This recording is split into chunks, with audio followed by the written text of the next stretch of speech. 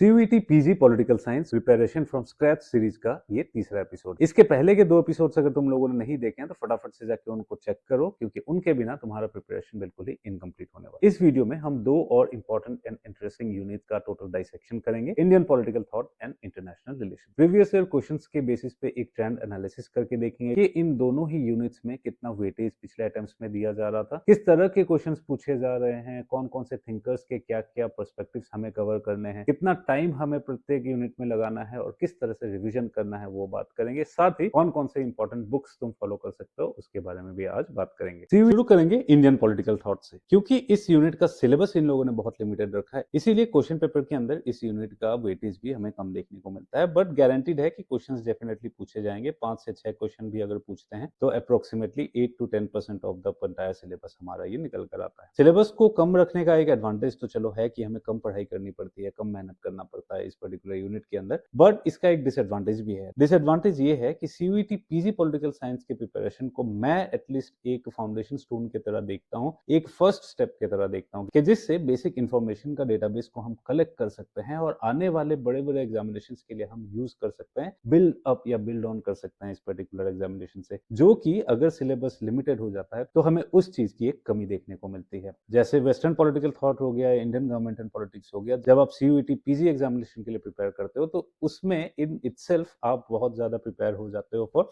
Other examinations like UGC NET in years to come. But Indian political thought के case में हम वो चीज नहीं कह सकते हैं, हमें दोबारा से बहुत ज्यादा मेहनत करनी पड़ेगी जब भी हम कोई दूसरा एग्जामिनेशन कल को जाकर देने की कोशिश करेंगे। ठीक है, तो ये बात हमेशा ध्यान रखना। अब अगर सिलेबस की एग्जैक्ट बात करूं मैं तो 5 ही थिंकर्स रखे गए हैं सिलेबस के अंदर। एक एंशिएंट थिंकर होंगे कौटिल्य, एक रेनेसां या इनिशिएटर ऑफ मॉडर्न फेज के थिंकर के तौर पे राम मोहन रॉय को रखा गया है, और 3 बहुत ही कंटेम्पोरेरी 20th सेंचुरी थिंकर्स को रखा गया है, गांधी, अंबेडकर एंड सावरकर। सबसे ज्यादा क्वेश्चंस ये 2025 तक अगर हम देखें तो गांधी और अंबेडकर के ऊपर ही पूछे गए थे। ये जाहिर सी बात है क्योंकि इन दोनों ने बहुत कुछ लिखा था, बहुत सारे ऑर्गेनाइजेशंस, बहुत सारे एसोसिएशंस में ये जुड़े थे, इसके चलते इनके बहुत सारे फैक्चुअल और एमसीक्यू बेस्ड इंफॉर्मेशन निकल कर आता है। सावरकर ने भी काफी कुछ किया था, सावरकर भी कई सारे ऑर्गेनाइजेशंस, इंस्टीट्यूशंस के साथ जुड़े हुए थे। सावरकर के रिगार्डिंग क्या क्या चीजें तैयार करनी है वो थोड़ी देर में मैं बताता हूँ। शुरू करेंगे गांधी से। गांधी के केस में हमें देखने को मिलता है कि सबसे एवरग्रीन टॉपिक्स उनके वही है, अहिंसा, सत्याग्रह, सर्वोदय, इन सब के बारे में पूछा जा रहा है, उनके बुक्स के बारे में पूछा जाता है, उनके क्रोनोलॉजी के बारे में पूछा जाता है। मोस्ट इंपॉर्टेंटली हिंद स्वराज के बारे में थोड़ा सा इंटीरियर, थोड़ा सा इन डेप्थ नॉलेज भी हमें जानना जरूरी है कि हिंद स्वराज में उन्होंने कौन कौन सी इंपॉर्टेंट चीजें करी थी। गांधी के साउथ अफ्रीका का जर्नी भी बहुत इंपॉर्टेंट बनता है, तो इन सब चीजों को गांधी के रिगार्डिंग हमें कवर करना है। Next B R Ambedkar. B R Ambedkar का भी सेम है, काफी कुछ लिखा था उन्होंने, बुक्स लिखे थे, पैम्फलेट्स लिखे थे, जर्नल्स और मैगजीन्स के साथ भी वो जुड़े हुए थे, तो जिस करके उनका एमसीक्यू इन्फॉर्मेशन बहुत बढ़ जाता है। नेक्स्ट एक और इंपॉर्टेंट सेगमेंट जो अम्बेडकर के रिगार्डिंग बनता है, he is political affiliations, political organisations that he had established, that he had found. कई 3-4 पॉपुलर पॉलिटिकल ऑर्गेनाइजेशंस उन्होंने फॉर्म किए थे टाइम टू टाइम, उनको हमें क्रोनोलॉजिकल ऑर्डर में ध्यान रखना जरूरी है। कौन कौन से मेजर कॉन्फ्रेंसेस में उन्होंने पार्टिसिपेट किया था, कौन कौन से पैम्फलेट्स, कौन कौन से रिसर्च पेपर्स उन्होंने पब्लिश किए थे, वो इंपॉर्टेंट बन जाता है हमारे लिए। कौन कौन से इंपॉर्टेंट मूवमेंट्स उन्होंने किए थे, वो सारी चीजों के ऊपर हमें ध्यान रखने की आवश्यकता है। तो इसीलिए अंबेडकर एक फुल ऑन पैकेज बनकर निकलते हैं for MCQ centric examination. Kautilya की अगर हम बात करें तो क्वेश्चंस मोस्टली अर्थशास्त्र के ऊपर ही पूछे जाने की पॉसिबिलिटी होती है। अर्थशास्त्र के कितने सब बुक्स हैं उसको हमें ध्यान रखना है, कौन कौन से कॉन्सेप्ट्स उन्होंने बताए हैं उसके ऊपर ध्यान रखना है। उनके इंपॉर्टेंट कॉन्सेप्ट्स है, राजा मंडला का कॉन्सेप्ट हमें सीखना है कि उसमें कौन से पोजीशन में कौन सा किंग सिचुएटेड होता है, टोटल कितने किंग्स, टोटल कितने प्रिंसिपलिटीज के बारे में वो बात करते हैं, वो हमें देखना है। सप्तांग थ्योरी के बारे में हमें देखना है, दंड नीति के बारे में हमें देखना है। All those Sanskrit based terms जिनके माध्यम से हमें कंफ्यूज कराया जा सकता है,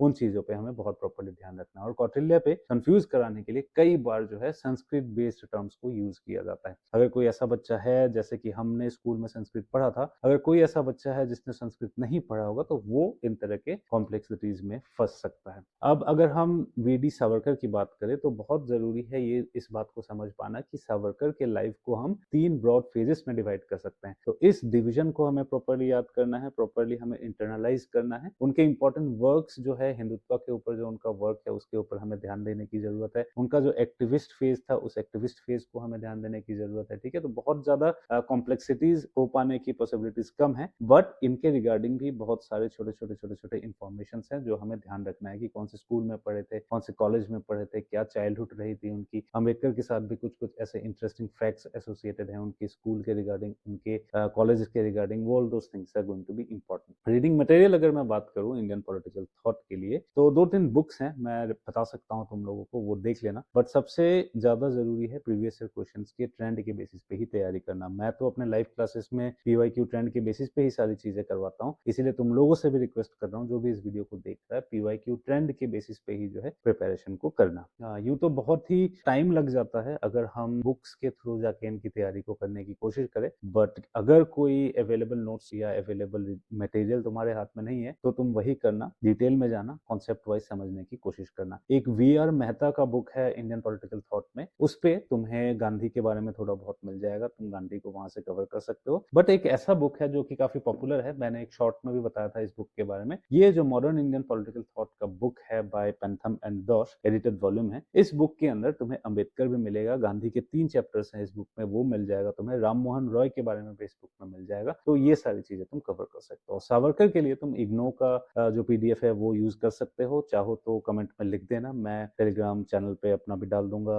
जो भी मेरे पास अवेलेबल होगा पीडीएफ फॉर्मेट में आई विल पुट इट। मेरे जो अपने क्लासेस के रीडिंग मटेरियल है अनफॉर्चुनेटली वो मैं नहीं प्रोवाइड कर पाऊंगा, क्योंकि जो बच्चे मेहनत करते हैं, जो बच्चे जुड़े होते हैं, उन्हीं के लिए वो कन्फाइंड हम रखते हैं, और ये सेंस ऑफ इनजस्टिस भी हो जाता है उनके लिए जो इतना मेहनत करके क्लास में बैठ के नोट्स बनाते हैं, वो नोट्स मैं मार्केट में रिलीज कर दूं, that is not justified for them. तो ये सारी चीजें होती है, बट जो जो पीडीएफ मेरे पास अवेलेबल होंगे मैं टेलीग्राम चैनल में डालने की कोशिश करूंगा। तो ये है इंडियन पॉलिटिकल थॉट के ऊपर, बहुत छोटा सिलेबस है, बहुत ज्यादा टाइम नहीं लगेगा। 2 दिन पूरे एक थिंकर के ऊपर लगा के 1 दिन रिविजन के लिए भी रखोगे तो मैक्सिमम 15 से 17 दिन के अंदर जो है तुम्हारा इंडियन पॉलिटिकल थॉट का पूरा सिलेबस तुम खत्म कर सकते हो। अब अगर आयर के यूनिट के बारे में मैं बात करूं तो सिलेबस यहाँ भी बहुत ही छोटा देखने को हमें मिलता है। थ्योरीज ऑफ इंटरनेशनल रिलेशंस के अंदर 2 ही बताए हैं, सिर्फ realism and liberalism. Next topic उन्होंने बताया है कोल्ड वॉर पॉलिटिक्स के बारे में। 3 रीजनल ऑर्गेनाइजेशंस के बारे में बताया गया है, सार्क, आसियान और European union. Non align movement के बारे में बताया गया हुआ है, और यूनाइटेड नेशंस करके भी एक अम्ब्रेला टर्म सिलेबस में मेंशन किया गया हुआ है। नेक्स्ट इंडिया की फॉरेन पॉलिसी के बारे में बताया गया है विद स्पेसिफिक इंपॉर्टेंस या relevance given to Pakistan, China and United States of America. But मैं अपने तरफ से कहता हूं कि रशिया को भी ऐड करते हुए चलना सिलेबस में जब तुम प्रिपेयर कर रहे होगे। देखने में बहुत ही सिंपल सा सिलेबस लगता है, बट क्वेश्चन पूछने की प्रोबेबिलिटी बहुत ज्यादा हो जाता है, बहुत सारा डाइवर्सिटी इसके अंदर क्वेश्चंस के हो सकते हैं, जिसके चलते हमें देखने को मिल रहा है कि अप्रोक्सीमेटली 12 to 15% के आसपास क्वेश्चंस का वेटेज जो है इस पर्टिकुलर यूनिट से प्रीवियस ईयर्स में पूछा जा रहा है। इस यूनिट के अंदर अगर प्रीवियस ईयर क्वेश्चंस को हम एनालाइज करें तो हमें दिखता है कि सबसे ज्यादा क्वेश्चंस पूछे जा रहे हैं United Nations organisation and its allied organs, principal organs, इन सब के बारे में पूछा जा रहा है। मैं बताऊंगा थोड़ी देर में डिटेल में। नेक्स्ट जो इंपॉर्टेंट टॉपिक इसमें से पूछा जा रहा है, थियरीज ऑफ इंटरनेशनल रिलेशंस में रियलिज्म के ऊपर बहुत सारे क्वेश्चंस पूछे जा रहे हैं प्रीवियस ईयर्स में। नेक्स्ट सार्क, आसियान और रीजनल कोऑपरेशन के बारे में क्वेश्चंस पूछे जाते हैं। इंडिया पाकिस्तान के बारे में क्वेश्चंस पूछे जा रहे हैं। एक और इंपॉर्टेंट एरिया इसमें से निकल कर आता है cold war era. Cold war era के ऊपर भी बहुत सारे क्वेश्चंस पूछे जा रहे हैं और बहुत सारे क्वेश्चन पूछने के प्रोबेबिलिटीज भी बनते हैं। अब अगर मैं बताऊं कि इनके बारे में तुम्हें क्या क्या चीजें ध्यान रखनी है, क्या क्या चीजें तुम्हें पढ़ना है, तो सबसे पहले तो ऐसा करना कि थियरीज को एक बार से करके साइड कर लेना, जैसे कि रियलिज्म और लिबरलिज्म, इनके जो डिफरेंट वर्जन्स है, neo realism, neo liberalism, offensive realism, defensive realism, ये सब देख के एक बार में पढ़ के खत्म करके साइड कर देना। इसके लिए कौन सा बुक यूज कर सकते हो वो बताऊंगा थोड़ी देर बाद जाकर। नेक्स्ट, जब थियोरीज को एक बार प्रिपेयर करके साइड कर लोगे तो उसके बाद तुम शुरू कर देना यूनाइटेड नेशंस। यूनाइटेड नेशंस में बहुत ज्यादा कॉम्प्लेक्स डिटेल्स में जाने की आवश्यकता नहीं है, क्वेश्चंस बेसिक पूछे जा रहे हैं। यूनाइटेड नेशंस के प्रिंसिपल ऑर्गन्स, यूनाइटेड नेशंस के स्पेशलाइज्ड एजेंसीज, यूनाइटेड नेशंस के फंड्स जो पॉपुलर है उसके बारे में देखना है, कौन कौन सा ऑर्गेनाइजेशन कब फॉर्म हुआ था, कहाँ किसका हेडक्वार्टर है, इन सब चीजों को ध्यान में रखने की जरूरत है। यूएन के सेक्रेटरी जनरल्स का क्रोनोलॉजी ध्यान रखना है, वो तो बहुत ही बेसिक क्वेश्चन है, उसको भी देख लेना। प्लस स्ट्रक्चर कैसा होता है प्रत्येक इंस्टीट्यूशन ऑर्गेनाइजेशन का, उसको ध्यान रखना कि सिक्योरिटी काउंसिल का क्या स्ट्रक्चर है, कितने मेंबर्स है, कितने परमानेंट है, कितने नॉन परमानेंट है, शुरू में कितने परमानेंट थे, बाद में कितने परमानेंट हुए, शुरू में कितने नॉन परमानेंट थे, बाद में कितने नॉन परमानेंट हुए, वीटो पावर क्या है, वीटो पावर किस किस के पास है,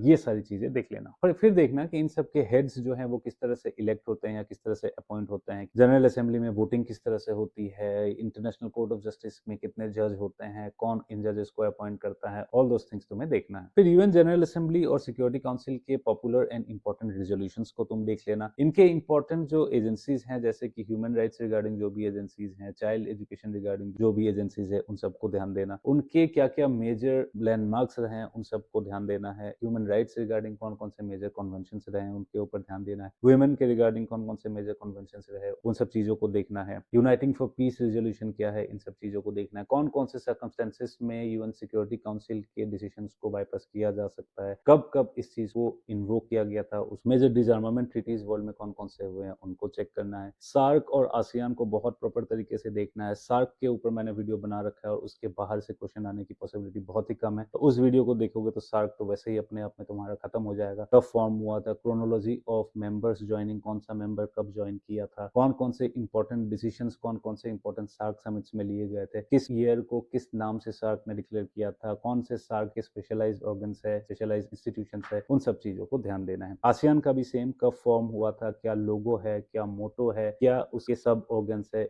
आसियान रीजनल फोरम क्या है, किस किस मेंबर ने आसियान को कब ज्वाइन किया था, शुरू में कितने मेंबर्स थे, अब कितने मेंबर्स हैं, कौन कौन से इंपॉर्टेंट डिक्लेरेशन है, कौन कौन से इंपॉर्टेंट समिट्स है, ये सारी चीजें देखना है तुम्हें। यूरोपियन यूनियन के साथ भी सेम क्रोनोलॉजी ध्यान रखना है कि यूरोपियन इंटीग्रेशन का पूरा जो क्रोनोलॉजी है वो कैसे शुरू हुआ था, treaty of Rome, treaty of Paris के जमाने से आते आते, यूरोपियन कोल एंड सील से आते आते कैसे कैसे धीरे धीरे आगे बढ़े थे, ट्रीटी ऑफ मास्ट्रिक्स तक कैसे पहुंचे थे, कैसे यूरो जोन बना, कैसे शेंगेन जोन बना, कैसे शेंगेन एग्रीमेंट बना, ये सारी चीजों को तुम्हें ध्यान रखना है। उसके बाद इंडिया के रिलेशंस देखने हैं, अमेरिका के साथ इंडिया के रिलेशंस देखने हैं, पाकिस्तान के साथ कौन कौन से मेजर कॉन्फ्लिक्ट जोन्स है, कौन कौन से मेजर कॉन्फ्लिक्ट एरियाज हैं, कौन कौन से मेजर ऑपरेशंस हुए हैं, जैसे कि बहुत रिसेंट की अगर मैं बात करूँ तो ऑपरेशन सिंदूर है, इसी तरीके से बहुत पीछे भी जाओगे मेघदूत वगैरह बहुत सारे ऑपरेशन है, उन सबको ध्यान रखना है। कौन कौन से इंपॉर्टेंट एग्रीमेंट्स एंड कौन कौन से इंपॉर्टेंट ट्रीटीज साइन हुए हैं, उन एग्रीमेंट्स के क्या क्या टर्म्स एंड कंडीशंस रहे हैं, शिमला एग्रीमेंट, कराची एग्रीमेंट, इन सब चीजों को बहुत प्रॉपर्ली देखने की आवश्यकता है। इंडस वाटर ट्रीटी वगैरह तो क्या ही बताऊं, बहुत ज्यादा रेलिवेंट ऑलरेडी है ये सारी चीजें, और इसके थोड़ा सा करंट अफेयर्स का टॉपअप भी तुम लोग करके प्रिपेयर कर लेना। इंडिया चाइना का भी सेम है, पूरा टाइमलाइन देखना, इंडिया चाइना की गुड रिलेशंस क्या क्या रहे हैं, बैड रिलेशंस क्या क्या रहे हैं, पंचशील क्या है, स्ट्रिंग ऑफ पर्ल्स क्या है, इन सारी चीजों को प्रॉपर्ली देख लेना। अमेरिका के साथ भी सेम, कब कब उन्होंने इंपॉर्टेंट ट्रीटीज साइन किए हैं, कौन कौन इंडिया के फॉरेन मिनिस्टर अमेरिका विजिट कर चुके हैं, कौन कौन वहां के प्रेसिडेंट यहाँ आए थे, कोल्ड वॉर के दौरान इंडिया का क्या स्टैंड है, ये सब चीजों को तुम्हें ध्यान देना है। और सबसे इंपॉर्टेंट और सबसे कॉम्प्लेक्स और सबसे ज्यादा क्वेश्चन पूछने की पॉसिबिलिटी जो है that is the cold war period. Cold war का क्रोनोलॉजी सबसे इंपॉर्टेंट है कि कैसे कोल्ड वॉर शुरू हुआ, कैसे एस्केलेट हुआ, उसके बाद कैसे वो डी एस्केलेट हुआ, कैसे डिसआर्मामेंट ट्रीटीज साइन किए गए और कैसे धीरे धीरे वो नीचे आया, और फिर कैसे सोवियत यूनियन डिसइंटीग्रेट हुआ। All of these things are important. इसी के साथ इंपॉर्टेंट है सोवियत यूनियन के सारे लीडर्स क्रोनोलॉजिकली एक एक लेनिन से शुरू होते हुए मिखाइल गोर्बाचेव तक आते आते कैसे लीडरशिप चेंज हुई, किस किस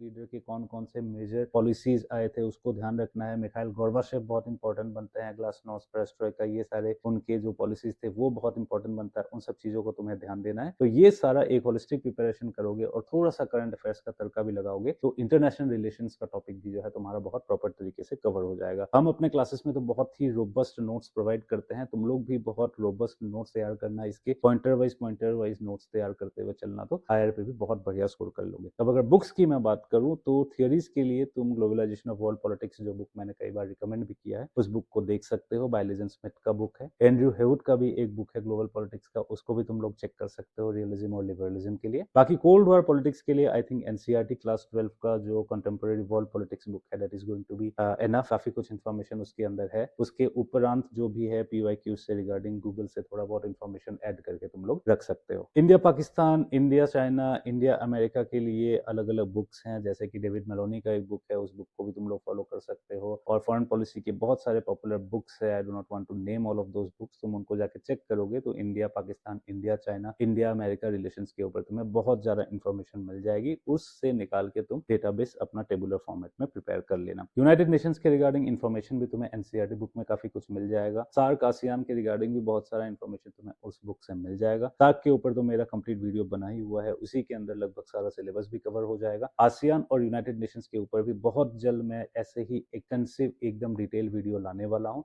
तुम लोग चैनल को सब्सक्राइब करके रखना, बहुत जल्द तुम्हें वो दिखेंगे। मेरे इंटरनेशनल रिलेशंस का जो प्लेलिस्ट है उस प्लेलिस्ट पे जाके तुम लोग चेक करोगे तो उसी से ही इस तरह से उन वीडियोस को बना दूंगा कि वहीं से ही जो है तुम्हारा सिलेबस लगभग कवर हो जाएगा। तो यही सारी चीजों को अगर करके चलोगे तो तुम्हारा सिलेबस मुझे लगता है बहुत बढ़िया रहेगा और एक साल इज एनफ टाइम तुम लोग कवर कर सकते हो। तो इस वीडियो में इतना ही रखेंगे। नेक्स्ट वीडियो में कुछ और स्ट्रेटेजी लेकर आऊंगा in this series of preparation for CUET PC political science from scratch. Channel को सब्सक्राइब करो, टेलीग्राम चैनल को ज्वाइन करो और मुझे भी इंस्पायर करो।